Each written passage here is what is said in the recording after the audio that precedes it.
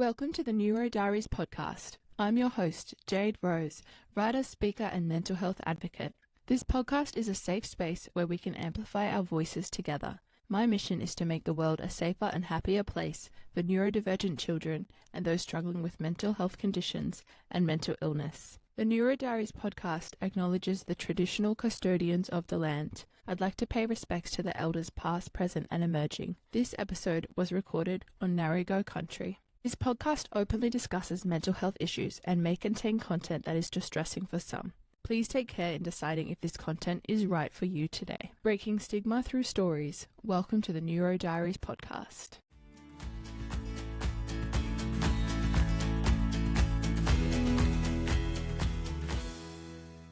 Hi everyone, I just wanted to flag a trigger warning for today's episode in particular. Courtney has lived through some extremely challenging experiences in life that she really opens up about and shares her vulnerability with on today's chat. It's an amazing conversation. We both cried while recording this, but we do talk about topics such as domestic abuse, sexual violence, suicidal ideations, and abortion as well. So I just want you to be mindful of whether that feels right for you to listen to today or not, and make the decision that's right for you. If you do listen, I hope you get something great out of today's episode, and thank you to Courtney for coming on and sharing with us. Welcome back to the NeuroDiaries podcast. I've got Courtney Welsh here with me today. Courtney's on Instagram. You can find her at lifewith_Courtney_. And Courtney is a writer, speaker, and mental health advocate. She's a parent of an autistic child, and she speaks a lot about raising neurodivergent children and how to support yourself as a parent going through that journey as well. And today we've got Courtney here to speak about her own mental health journey as well. So over to you, Courtney. Thanks so much for coming on today. No, thank you for having me. Well, yeah, that was pretty much an introduction in a nutshell. But yeah, my name is Courtney. I am 36. I have been married to my lovely husband for 14 years now. We have two children. So my eldest is Dennison and he is 12 and he is neurotypical. And I have my youngest who is Fletcher and he is 9, turning 10 at the end of the year. And he's my little neurodivergent boy. And yeah, I guess fell into this space a little bit around raising a neurodivergent child. I noticed there was a huge gap in that carer support and people not speaking openly, like out of fear of judgment. So I sort of wanted to, come in and remove a little bit of that stigma. And on that journey, I've spoken a lot about like my own mental health and having postnatal depression, and with my youngest, and yeah, where that came from, a lot about my childhood. And I was also in a DV relationship for 8 years, which I don't talk about often, but I'm learning to own that and work through that. And yeah, that's where that mental health advocacy comes in. That's so amazing. You're doing great work there. One thing I love about your account is like you really put the realistic picture of what it's like to raise a neurodivergent child, and also just the differences that come when, like the differences in challenges when you are raising a child with neurodivergence. So I love that aspect. I love how relatable it is. Relatable because I have a neurodivergent child as well. And a lot of the other stuff you speak about is, as a parent of and as a mother of, and how you take care of yourself, how you, stay alive and stay afloat during all of that. And really, like, you really have to double down on the self-care and the support when you're in that position, because it does take so much of you. It does take so much of you, and I think there is that fine line, and I get a little bit of pushback at times because I am quite raw and real with the challenges around it, and I do have people sort of question me a little bit at times, how would your son feel if he heard you complaining every day? And I'm not complaining. I think I share such a realistic view of it, and I mean, I speak openly to Fletcher about the trials and tribulations that we have. He struggles, being autistic isn't a walk in the park all of the time. Raising an autistic child isn't a walk in the park all the time, and I would never change my son, and I love him with my whole heart, and he's happy and supported, and we're a neuro-affirming household, but it's really bloody hard.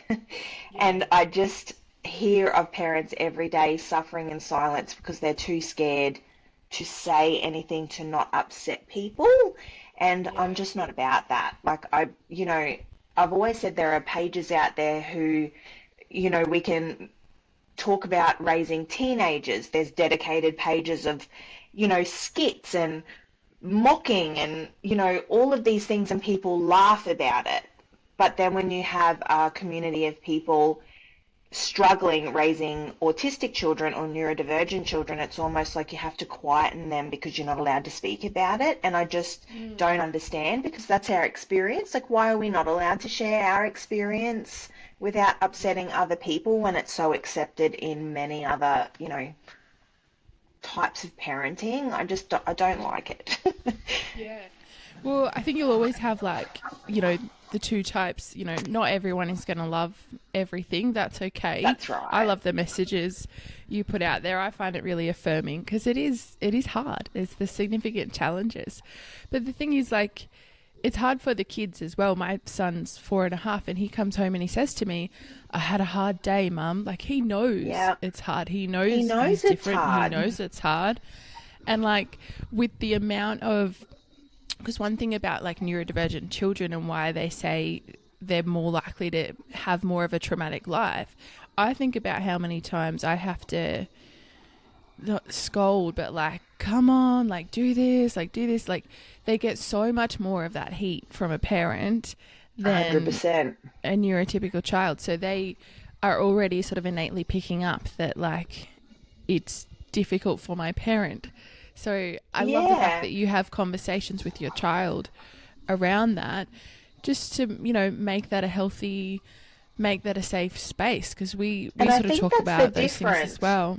Yeah, we talk about it, and I think me showing him that, as much as we love our life, we're allowed to say that this is really hard. And I hear all the time, and he has said to me himself, I mean, he's almost 10, so he's obviously got a little bit more of an understanding, but he has said to me himself, like, "Mum, autism isn't I'm not a superhero all the time. Like, sometimes I don't want to be autistic. I don't want my brain to be like this."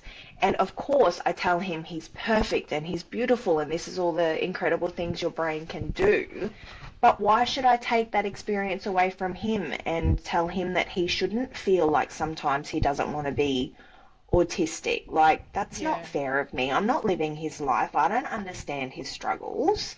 So we are really open and honest about all the incredible things we've learned, but that we're allowed to have days where, like, this is shit and it's hard, and I don't ever want him to feel like he can't say that. Yeah. I love that, because you don't want him to, like, even if he can't say that, he's still going to feel it. So you want him to have a space to be able to say it and be heard and be held in that. So I think that's really important. I think you're doing amazing work.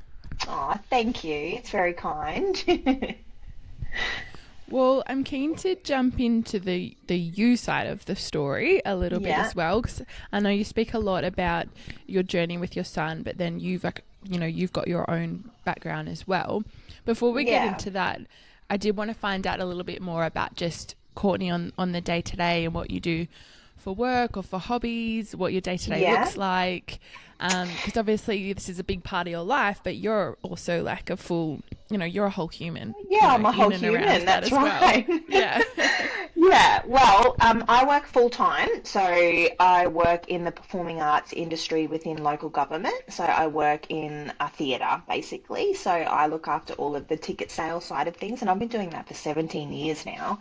So I was a baby when I started. That's actually where I met my husband. So he's in the same industry.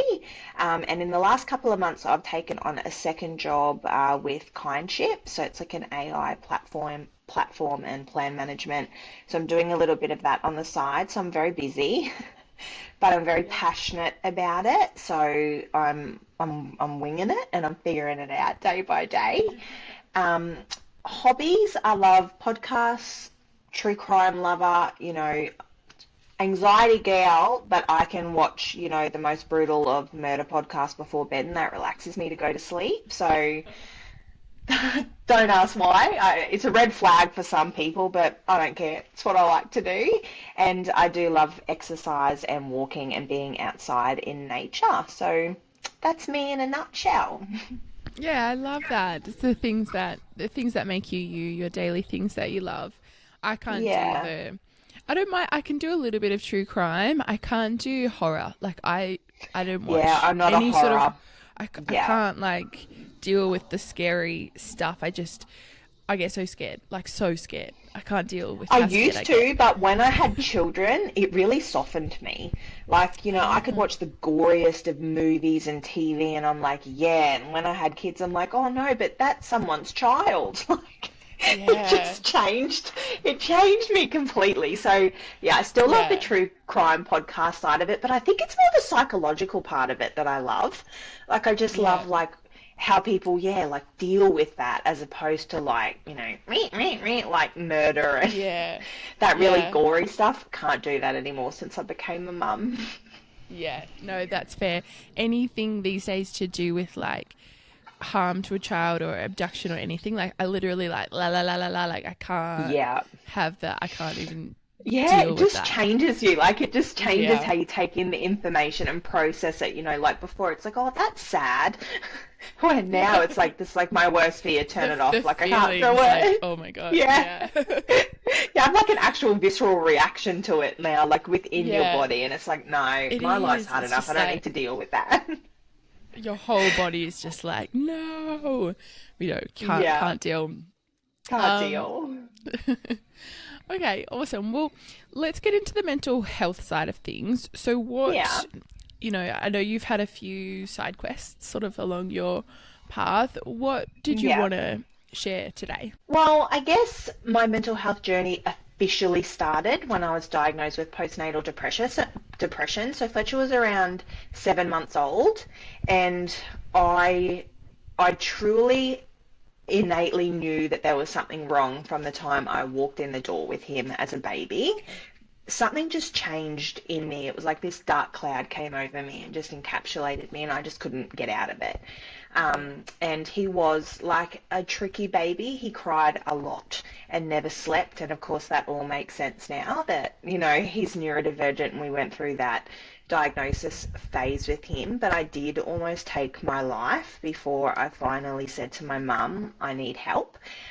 So I was, yeah, standing on the side of the road one morning. I'd just gone back to work and I had a coffee in my hand. And I always remember thinking, like, I didn't want to die, but I just didn't want to feel the way that I was feeling anymore.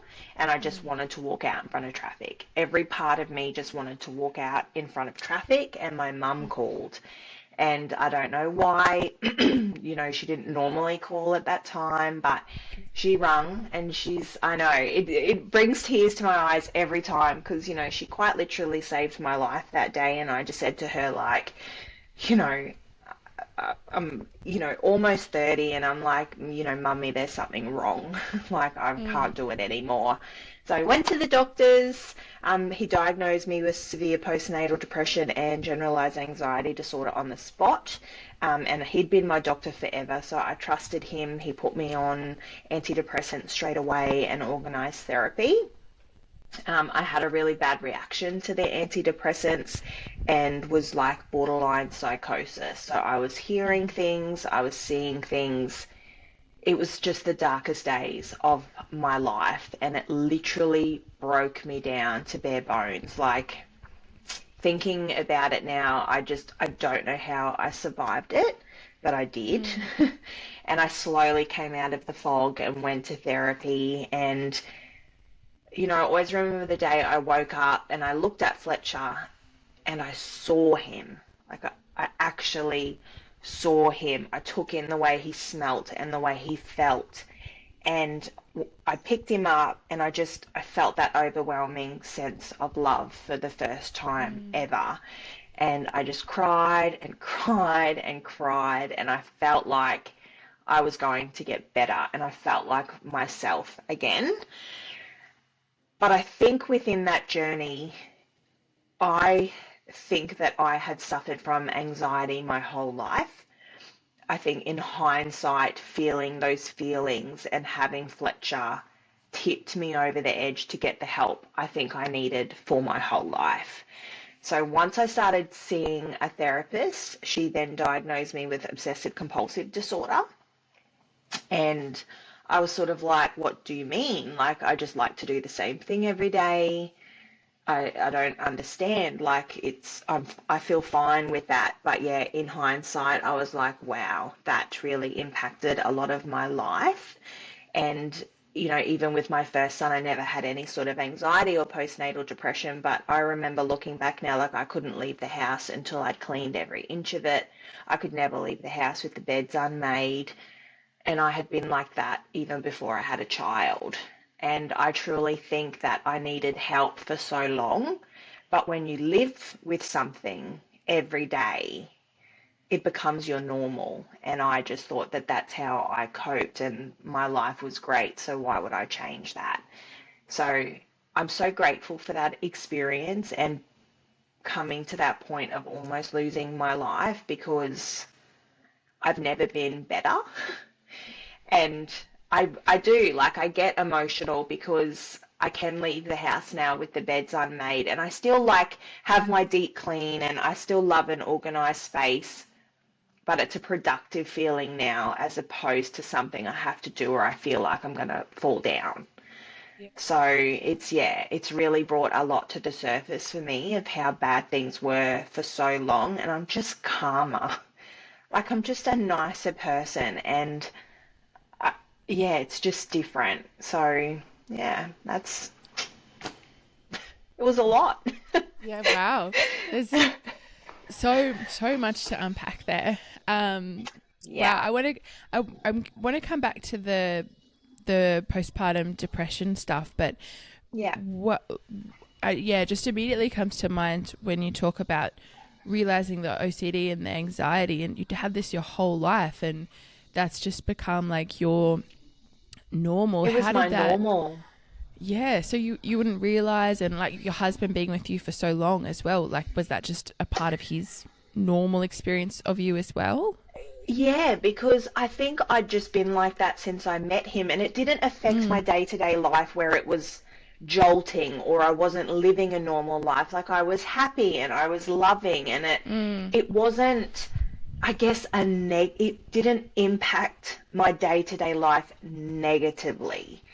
Um, it was just, I guess, to everyone who I was. Like, if cleaning day was on a Tuesday, and I used to deep clean my house every week, and I thought that was normal, and I would mm, dedicate a whole day to that. And if I had an appointment on that day, like, I would cancel it and say, well, I can't possibly move that yeah, because that's cleaning day. But that was normal to me, where I yeah, look back now and that's so rigid, and I yeah, missed out on so many things because of that yeah.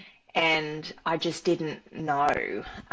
And I lived with my mum and her mum, so my beautiful Nan, who's almost 80, and she had obsessive compulsive disorder. So she went Mm-hmm. undiagnosed for a very long time. So I often wonder whether a lot of it was a learned behavior Mm, and it just become day-to-day habit. And I saw her live that way, so I just went with it a little bit. yeah, And I think a lot of it was control. yeah, So I think I needed that control. My mum's my very best friend, and I'm an only child, and we've had to work through a lot. But I grew up, she was an alcoholic, and we had a very chaotic life, just her and me. She was only mm, 21, so I was her best friend, so there wasn't really that mother-daughter relationship. And yeah. I just didn't really know what to expect every day. There was no consistency. Okay. I never felt safe, I suppose, within myself. So a lot of it was control, and I didn't realize that until after I got sick with Fletcher and my control got taken away from me and I had to get better.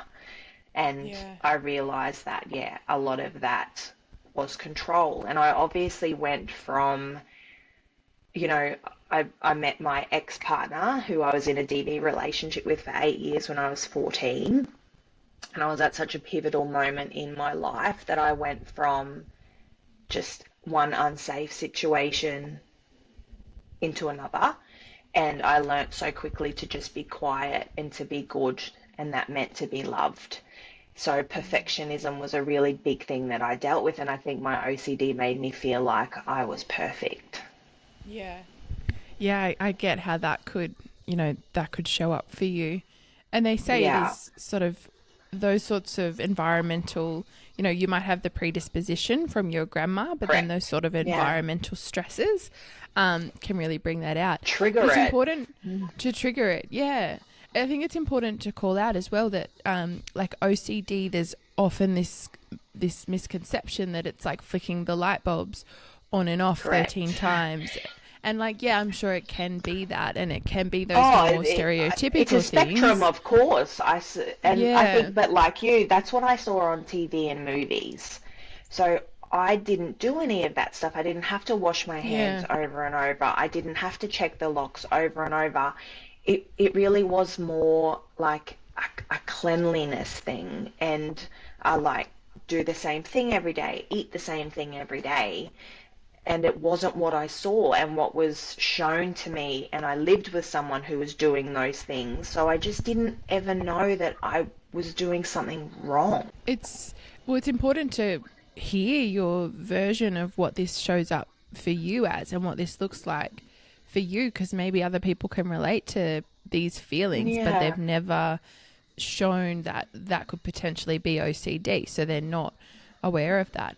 Has there been much positive or otherwise impact to your life since getting that diagnosis and being able to get help around that? Huge. I mean, my whole life changed that day, and it changed for the better. Like, I got so much out of my victim mentality. It helped me open my mind up to really look at how, like, my behaviors were impacting my everyday and who I was as a person. I was quite a judgmental person before I got sick as well, and I wanted to be the best at everything, and I wanted to be the best mother. And if anything challenged that, I got very judgmental.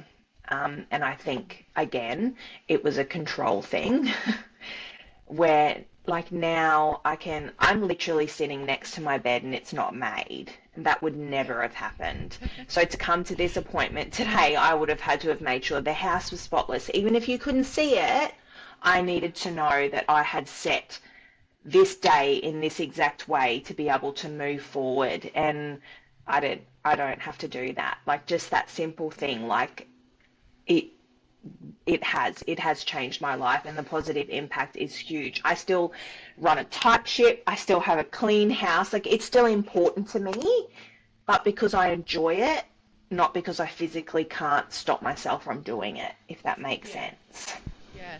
That must be hugely relieving, I could imagine. Yeah, it is, and I just feel like I'm a nicer person. Like, I was never Yeah. not a nice person, but I'm so much less judgmental. I'm so much more open-minded. It really broke me down and rebuilt me into this incredible woman that I'm so proud of. And it helped me deal with all of the abuse that I suffered, and just, I don't know, I loved that I got so sick. And I Yeah. always tell people, like, if you're at rock bottom, you celebrate that, because you can't go any further and the only way is up. Like, now Mm. is the time for you to rebuild and do this properly. And as scared as I was in that moment, I think a lot of that was because I knew change was coming, and that was really uncomfortable for me. But I love who I am now and how I see the world and how I show up in the world, like, as a wife and a daughter and a friend and a mother. I think still the only thing that I'm dealing with, and I think I will forever, is just that perfectionism. I take Yeah. things very personally. Like, if I make the smallest mistake or feel like I've let someone down, I do spiral a little bit, but it's nowhere near as bad as what it was. And at least I can acknowledge the feeling now. Yeah. Like, I can go, oh, okay, yep, that's why I'm feeling that way, where before I just didn't know why those feelings were there. Yeah. What therapies or treatment, once you did get that diagnosis of OCD and anxiety, what therapies helped you work through that? So I just saw a psychologist for about 6 months. I saw her weekly and then fortnightly. And then I truly think antidepressants is what rewired my enough for me to be able to see that I could make changes.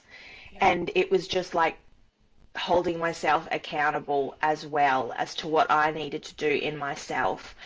I needed to like face my childhood. I needed to really understand why I was feeling the way I did. So a lot of inner child healing.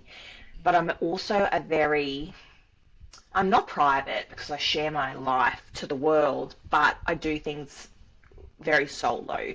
So a lot of it was like listening to podcasts and a lot of journaling. I write a lot. So a lot of brain dumping and saying the things that I didn't want to say. Like a really big one for me is showing vulnerability. And that's something I've never done and I've had to really work at doing. So the more I flex that muscle, the better I get at it and the less I feel like I'm dealing with everything on the inside.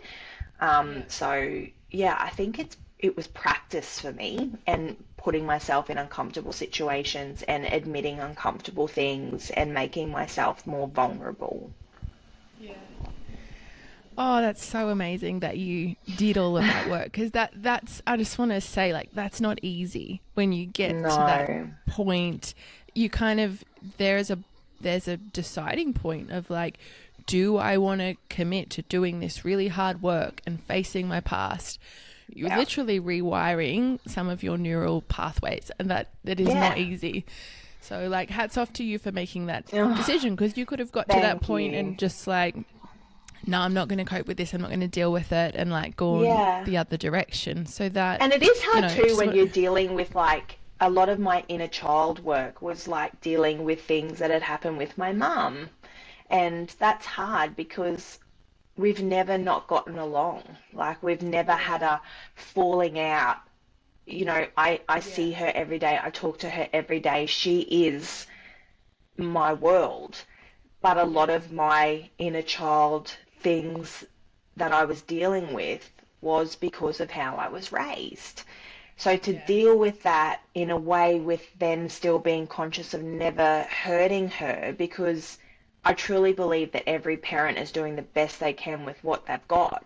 And I look back now and she parented me in a way because she had her own trauma from how she was parented. So I never wanted to make her feel like it was her fault or she parented wrong. You know, she made wrong decisions, but she parented me perfectly for her at the time. So dealing with that was really tricky. I totally get that. I can relate a little bit as well. It is hard when you know, like, she had the best intentions. It wasn't her, you know, she never wanted to cause any harm. But the two can be sort of true at the same time. She loved you. She's doing her absolute best for you. But also, you know, having an impact or, you know, some form of like emotional. It really altered my whole life. Like the way I was parented really altered my whole life. And I don't think it's a negative thing. Like I have no ill feelings toward my mum. I try not to carry anger for the things that have happened to me, because without them I wouldn't be who I am. So I try to be grateful for it, but at the same time not excusing it, if that makes sense. Yeah, I get that. It does bring up so many emotions. Like, yeah, for me, I've been through like an angry phase, and I think that's okay. Like there was a lot 100%. Of like, no, it's fine, it's fine, it's fine. There's a point where anger is healthy, and it's okay to like let that anger out and feel it and say, no, that wasn't good enough, or no, like you tried your best, but you still didn't give me what I needed. And that's, you can get a little bit mad about that, but you don't want the anger to like stick around forever. So I'm in this. You don't want to unpack and live there. Like you need to feel every feeling, but don't stop in that feeling and, you know, set up shop, because you're going to get nowhere. Like feel what you're feeling and they're valid, but move through it. So, you know, unpack for however amount of time you need to feel sad, grief, anger, but then pack up and move to the next feeling. Because when you come out of that, that's where the magic happens.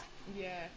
I love that. That's really important to say. Keep moving through it, feel it, acknowledge it, work with it, but then get to the next stop. Don't set up shop. I love that saying. I'm going to use that. It helps me anyway. I think I'm quite like I need to, in my head, almost visualize myself being there and moving forward. Probably sounds really weird to people, but that was something my psychologist said to me, and it helped me so much. As she's like, if you're feeling anxious, I think I try to avoid my feelings a lot. When now, if I'm having an anxious day, I literally talk to it like, g'day, anxiety, like I know you're there, I know why you're there, I feel you, but you're not going to ruin my day. Like, let's just get on with it and move together. And it just goes away. I think when you're running from something, the universe will keep teaching you the same lesson over and over and over until you're ready to learn it and change it.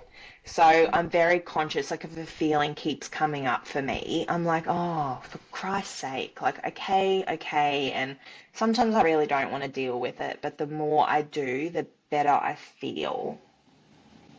That's the healing journey, right? Is that things will keep coming up, and when they're persistent and they're heavy, then it is good to sit with them and be like, what are you trying to teach me? Like, what is this piece that I haven't unpacked yet that... Yeah. You know, I think when they are persistent and reoccurring, it's time to like look at them and go, okay, what are you trying to show me? Is it a feeling that I'm still carrying of a core belief of worthlessness or of and that's not being exactly good what I was enough? about to say to you. That is I really feel like my last big hurdle is that core belief of worthlessness, and that I need to never make mistakes and be good to be loved. Yeah. Because I think we grew up in a time, you know, in the late 80s, early 90s, that it was children should be seen and not heard, and the quieter you were and the more like submissive you were, the better you were. And like my mum will often say that now, like, you were such a good kid, I never heard from you, you never got upset, you never said anything wrong, you did all the right things, and it's because I never felt safe enough to do anything else.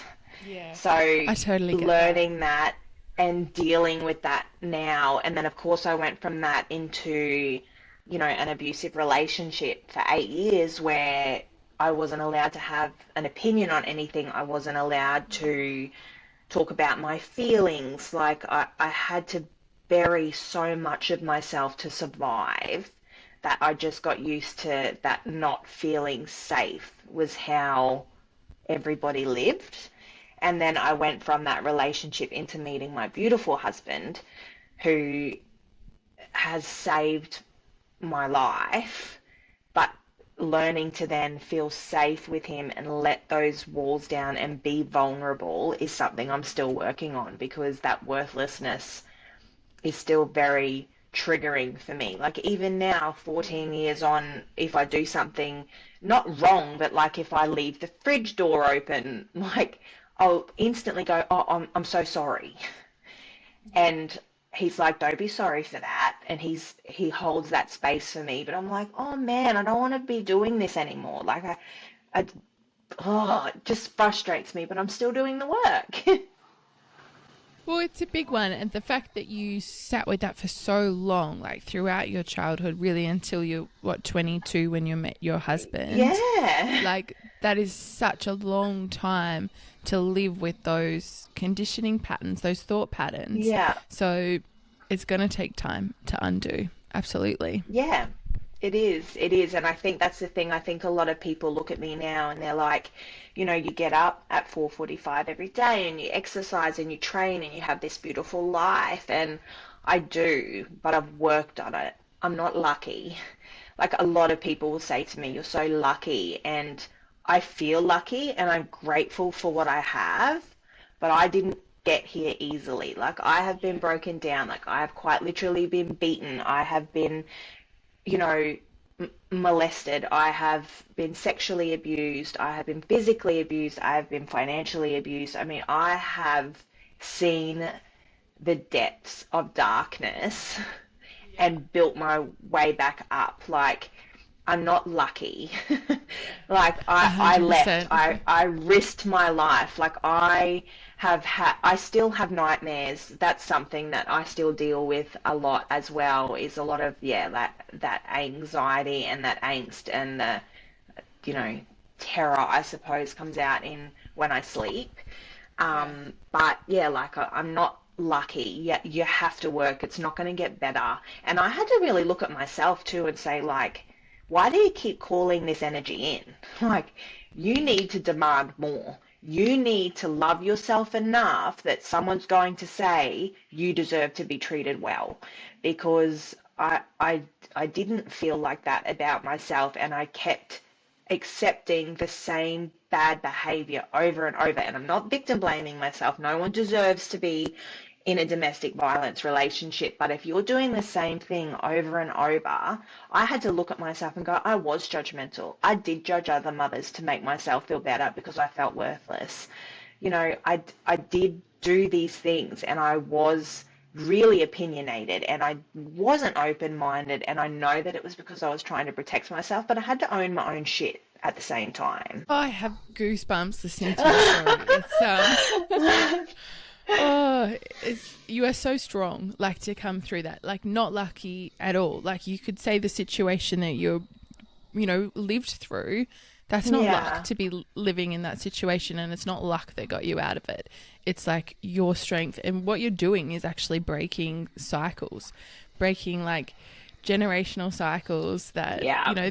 because these things are passed down through generations as well. They've done studies on how That's these exactly trauma and right. these patterns come through bloodlines, and it's like how many generational patterns did this happen for, to get to you, to do the work, to say, no, Yeah. this ends with me, I'm changing this And that's cycle exactly within your, right. within Like, your own life, but also that's my within push. Like, future. that's my push. I think when I became a mum, and I knew I wanted to be a mum from the time I even knew that I could be a mum.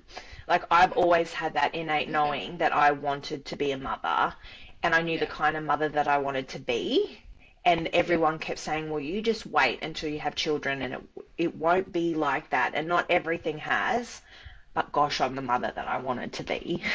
Like, I Yes. knew that I was going to change our generational trauma. Like, I knew that I would be a mother to boys, and that I would raise good men, and that I would raise good men with a good man.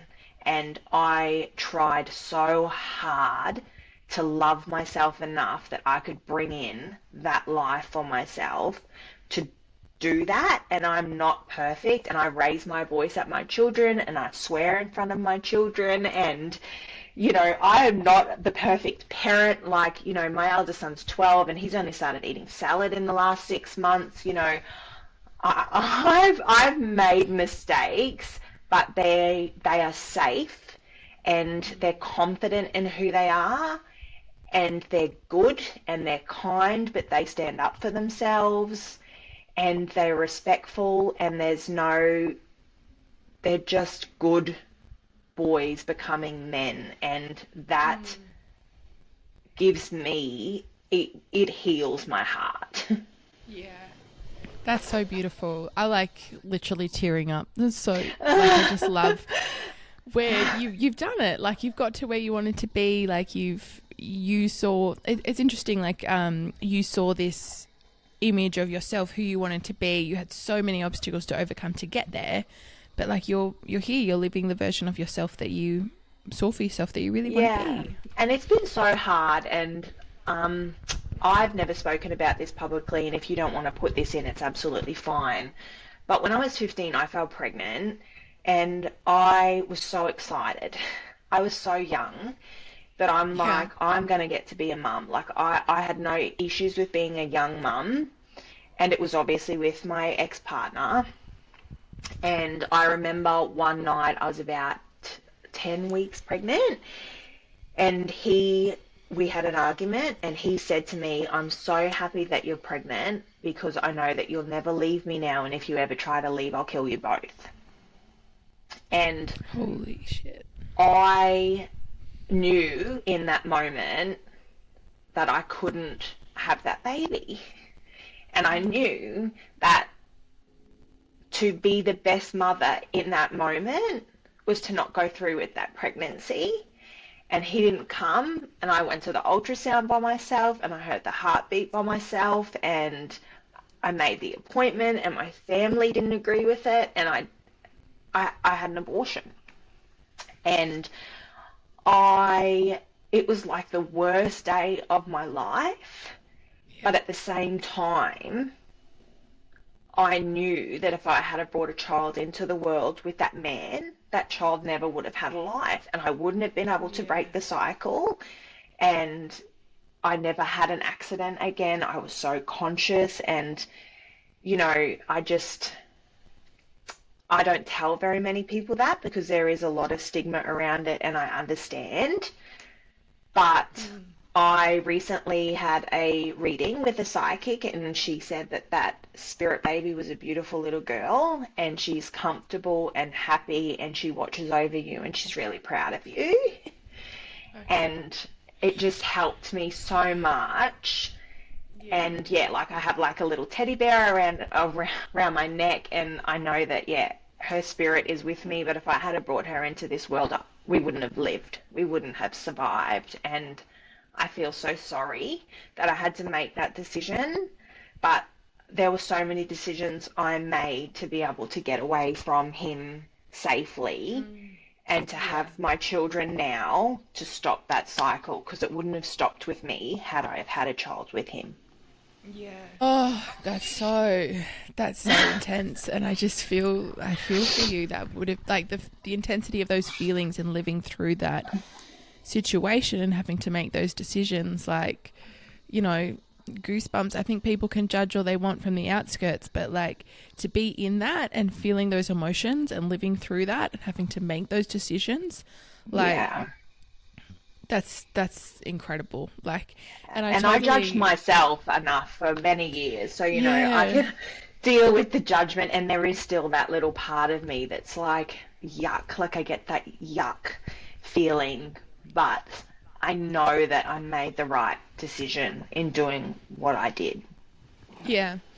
And like 100%, like to be the best mother and, you know, the best decision for that child, like 100% you made it. And I love that idea that she's, you know, looking over you and she's acknowledged that decision and she gets it, because you kind of think of like her as the next generation of a female in your lineage. Like, if she'd been born into that circumstance, like, yeah, these cycles might have just kept perpetuating and perpetuating. In some ways, like, she would be so proud. I really hope so, and I hope that, you know, her little spirit comes back in, whether that's with one of my grandchildren or something someday. I know it sounds woo-woo, but it helps me feel better sometimes. I love it. Yeah. That, you know, that she'll come back, and, you know, I honour that pregnancy every year. I remember the date, and I've spoken to my eldest son about it. We've had a really open conversation about that part of my life. And I'm very, honest and open with the people that surrounds me, but I think it's something I need to start talking about. And I know that there are a lot of people who would be, again, holding that in silence, and I've had to work so hard not to carry any anger toward my ex-partner as well. I still have quite a lot to do with his family, and I've had to let go about a lot of that anger, but sometimes it just pops up. Like, I didn't really realize, like, I remember watching an episode of someone where their partner forced themselves on them and they got like charged with sexual assault, and I said to my now husband, but that's her partner. And he said, what do you mean? And I said, well, why is that wrong? And he sort of looked at me and he's like, Courtney, like, has that ever happened to you? And I'm like, all the time. Yeah. And I thought that it wasn't wrong because they were your partner. So even if you said no and they made you do things that you didn't want to do, it wasn't wrong because he told me it wasn't wrong. So I've had all of these realizations over the years that I'm like, shit, Like, Yeah. oh my God, like that's why I feel this way, and that was wrong, and that's why sometimes I get a little bit jumpy over certain things. And it was almost like Yeah. affirming to me that, like, I didn't even really acknowledge that I was in a domestic violent relationship until the last couple of years. Like, I just would call Yeah. it toxic, or, like it was a bit, not great. Yeah. Where Yeah. now I'm like, oh, that's pretty bad. Yeah. Oh, 100%. So, I think a lot of people sort of say that as well, that it takes a long time to actually use those words, abuse and DV and things like that. And this is like post-traumatic stress. It's this experience of coming, because when you're in it, like, that is your normal. That is how it is. And you don't yeah, it was realize just my until, life. yeah, you don't realize until later. And then you do hear these things and you look back and you're like, oh, you have those moments like, oh, that was really bad. Yeah. Yeah, and it's not until I say normal. things out loud sometimes, and like, yeah, like my husband or my closest friends will be like, what? Like, what, Yeah. that happened to you? And I'm like, that was just a regular Friday. Yeah. And it's like, oh, okay, I'm doing that thing again where I say really bad things and people look at me like I'm odd. Yeah. And you have that moment, you're like, holy shit, I have lived through a lot. Like, oh, yeah. Yeah. And I think that's helped me hold less judgment toward myself, to be honest. Like, Yeah. I feel Yeah. like I can be a bit kinder to myself now. Like, when Yeah. I, yeah, have times where I get like a little bit triggered, or I guess my husband deals with a lot of that at times. Like, I'm a lot better now, but yeah, I do get quite triggered with things at certain times, and I put my walls up. I'm like, I don't need you. And I've had to really learn to tell him and that I love him so much, and that I do depend on him, and that I trust him. I didn't tell him I trusted him for a very, very long time. Mm. And literally about a week ago, I started crying, laying next to him in bed, and he's like, what's the matter? What's the matter? And I said to him, like, I feel really safe with you. And I got really emotional because I haven't really ever felt safe with someone. And he's like, you'll never not feel safe. And I said, I'm so sorry. It took 14 years for me to be able to say that I trust you and I feel safe with you. And he's like, that's okay. Like, it's okay, and we're okay, and we're good. And we just have the most wonderful relationship. And I just don't understand every day, like, how I got so lucky to have someone like him. And yeah, I just felt so safe. And I just don't think in my whole 36 years I'd ever felt truly that safe in that moment. And it was really special for me because that means that I'm getting better. Oh, that's so amazing. I'm so happy for you that you have found that and you're in that space now. Mm. Yeah. Courtney, I'm keen to go backtrack a little bit to the postpartum depression story. I think I'd love to know more about what your experience of this felt like. I think postpartum depression is really common. We know that that's really common Yeah. for new mums. But a lot of women don't get help. And like for yourself, like you didn't get help for this until 7 months postpartum. Yeah. So what is it? How can women identify this earlier and recognize what's happening with them, and then go about getting treatment before it does get to a point where it got to for you? What did that feel like Yeah. in the early days? I guess it's so hard because it is so different for every person that experiences it.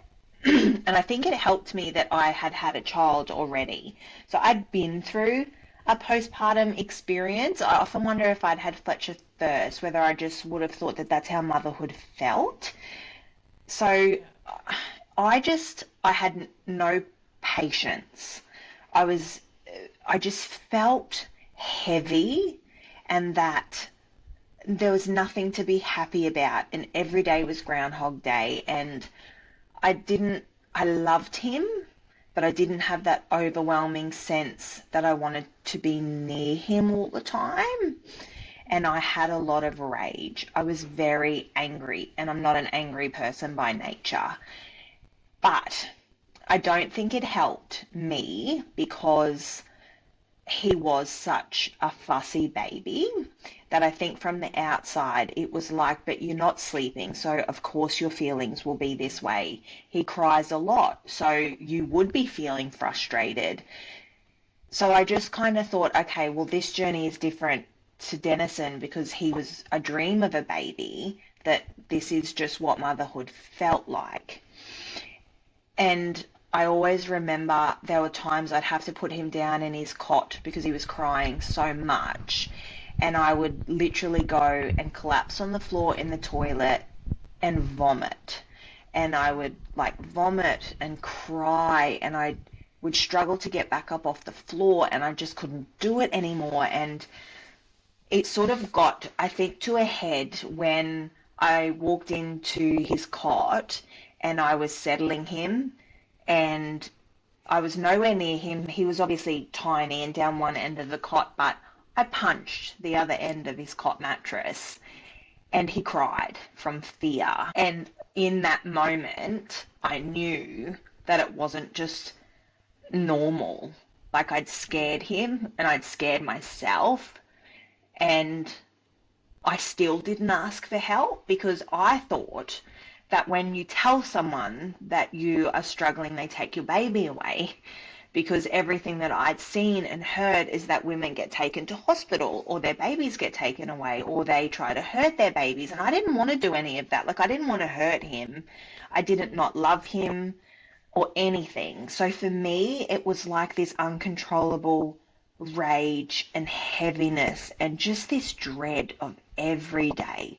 I just lost that pep in my step and that feeling within me. So yeah, I think it was hard all round. And I remember saying, you know, when he was only very young, like, I feel like there's something wrong with him, for lack of a better word. And they're like, no, he's just got an upset tummy. And I'm like, no, there's something there. Like, there was just nothing behind his eyes. And he never smiled as a baby. He never giggled. He never, you know, cooed and did all of that cute stuff. And of course, now in hindsight, I understand because he was born autistic. I get it now, but at the time I didn't know that. So it all makes sense now, but I think you just need to look, you know, are you just having a couple of bad days, or is every day rolling into each other? And are you feeling things that you can't control? It's I think so many important things you called out there. Thank you for sharing that, because I know those feelings can't be easy to recall in such a difficult time of your life. I can see that's like quite emotional for you, even just even all these. I'm not an emotional person, and you have made me cry many times today. So you're welcome to everyone listening. That's what you're here for. It's like therapy. Making people cry. That's what I'm good at.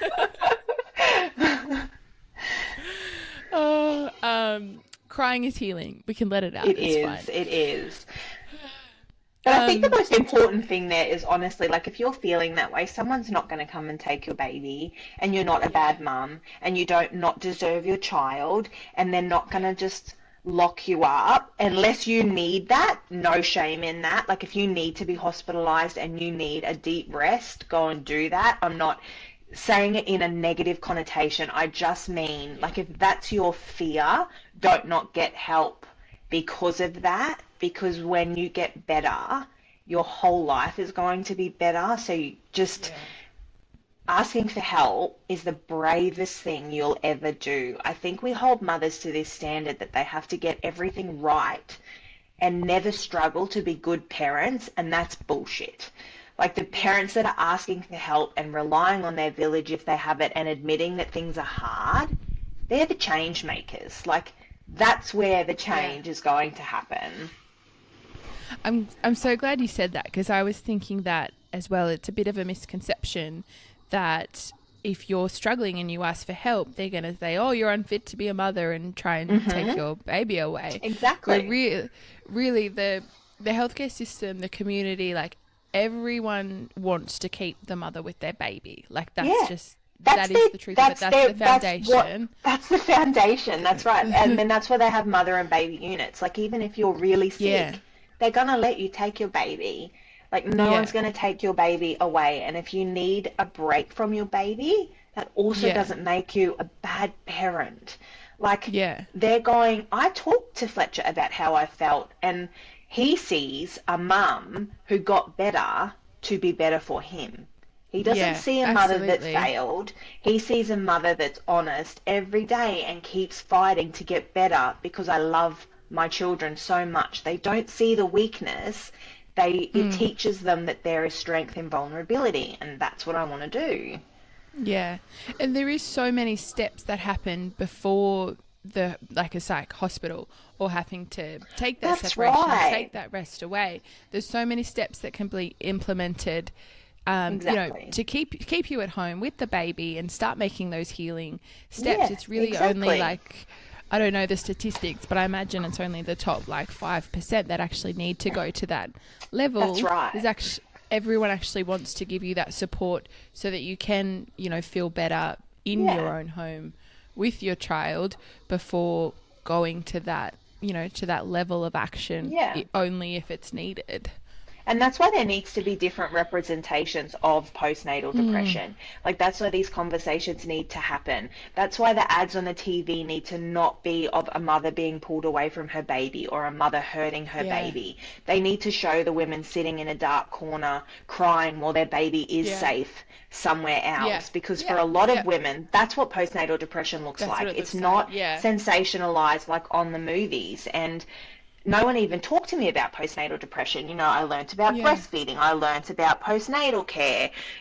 As you're leaving the hospital, they tell you not to have sex for 6 weeks and go on the mini pill, but no one says if you start to feel like this, look out for this. It's like, I'm not thinking about sex. I'd like to know about my mental health and what I should look out for. None of that was talked to me, and I just thought, I couldn't possibly have postnatal depression, because I don't want to hurt my baby. I don't want to do this. So I thought it was something else. Yeah. And the other thing that you said earlier as well is that when you do start to ask for help, or, you might turn to your mum or to a female friend, or, you do reach out for your mum first or other mothers because you think they know, they've been through this, and you say I'm struggling, I feel this way, I'm so upset. And there is this messaging back that needs to change as well. That's just you didn't sleep last night, so of course you feel this way, or you're just welcome tired. To motherhood. You've got a newborn. Yeah. It cuts this is people what it's off. Like. Yeah. They're not going to come and ask for help again. Yeah.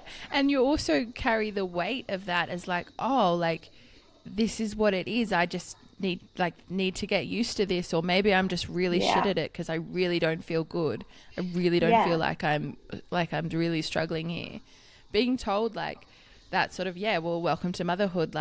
He's crying, so of course you feel this way. It really just makes it worse. It's so invalidating. It makes you feel like you're doing it really shit, but then also that you can't go and ask for help again because you've tried and you've been told it's normal, and you're like, oh. Yeah, I always have people ask me, what advice would you give to someone? And the biggest thing that my family did was not treat me like a bad parent. So even at my sickest, they still let me be with my children. They were there because I needed the help, but they never made me feel like I wasn't capable. They never made me feel like I wasn't trusted to be around my children. They were always in the background, but that was more to be monitoring me because I was still a fantastic mother this whole time. I never dropped the ball. And I think if you were to come in and start making a mother feel like she's less of a mother, she's going to struggle more. And when you're a young mum too, there's so many instincts that you just need to stay close to your baby. So even if you have family coming in and they're like, "Oh, go take a rest then," but sometimes it's leaving even for a couple of hours to go have a sleep or something. You also have all these instincts that demand that you stay with your baby. Yeah, so we need to have more people coming in to do the dishes and put the washing away and, give you a massage or run you a bath, but have baby next to you. And, if someone's saying to you, I'm really struggling and I don't feel like myself, don't tell them, oh, it's because you haven't slept. Ask them how long they've been feeling that way. And do they feel that way after they've gotten enough sleep? And, Yes. are they eating? Have you got an appetite? When your baby is asleep, how do you feel? Like, there's just so many questions that you can kindly ask someone that you can do a mental checklist to go, okay, well, if baby slept okay for 2 days and they're still feeling like that, maybe we need to be monitoring that a little bit more instead of just Yeah. going, oh, welcome to motherhood. Like, there are just, kind of questions that you can ask to get a bigger picture of the situation, I think. Yeah, 100%.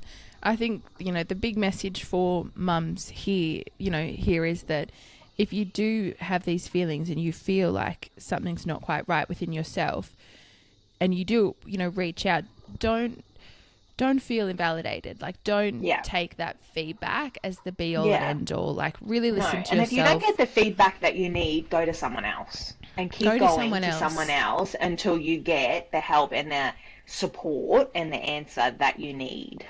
Yeah. And don't be afraid to go out into the community, to the health nurse, to the Yeah. doctor, and ask for that help. They're not going to immediately rip your baby from you. Like, that is complete Yeah. That's misconception. not, though. That's just what happens in the movies. Like, go and get Yeah. help for you and your baby. Like, don't carry any guilt around that. Your baby's never going to think you're less of a mother for asking for help. Yeah. Like, they're just not going to. That is a story we tell ourselves, and it is just a story, and your feelings are valid, but feelings come and go. I tell my Yeah. children all the time, it's just like the weather, it's like the clouds. Feelings will come and go. It won't feel that heavy forever. It's part of the stigma too, isn't it? It's that fear of like what's going to happen because of these stereotypes that we see portrayed back to us in the Yeah. media. That's why I'm really glad for you coming on here and shedding light on what that actually looks like, what that experience Yeah. actually felt like, what treatment actually looks like. It's so important to have like a Yeah, a realistic realistic view. representation. Yeah, exactly. Yeah, Exactly. definitely. Oh, Courtney, thank you so much for coming on here today. It's been such an No, amazing that's chat, okay. such an emotional chat. There's so much, It's been a lot, so much in your yeah. story and in your life, and like just testament to the strength of you for being here today, having come through all of that, living a happy and a quality life, having Yeah. achieved what you set out to achieve. Like, it just goes to show, like, through all this adversity, like, you can still come out the other side and have a quality life. And I'm shook. I've had goosebumps so many times Oh, through your no. Thank you for, story. creating a space that feels safe enough to talk about those things, because one of the things that I don't want to do is close off. I just have such a deep knowing that I can help people with what I've been through, and I really feel like I've experienced these things to use them for good. And not everyone's going to agree with the decisions I've made, not everyone's going to relate to my journey or my experiences, and that's totally okay. But I just really feel like what I have been through has been for a higher purpose and to help break down stigma, and I just really want to be able to be that, where someone listens and goes, oh, okay, like, it's okay that I feel that way, and I haven't gotten this way quickly or easily. It's been many, many years, and it doesn't happen overnight. But if you're ready to make that change, there is a beautiful life waiting for you. I I um I think so many people could resonate with what you've said. I have no doubt that your story will have a huge impact on the people that it's meant for. Now, I'm going to need you to go away and write your memoir, please. People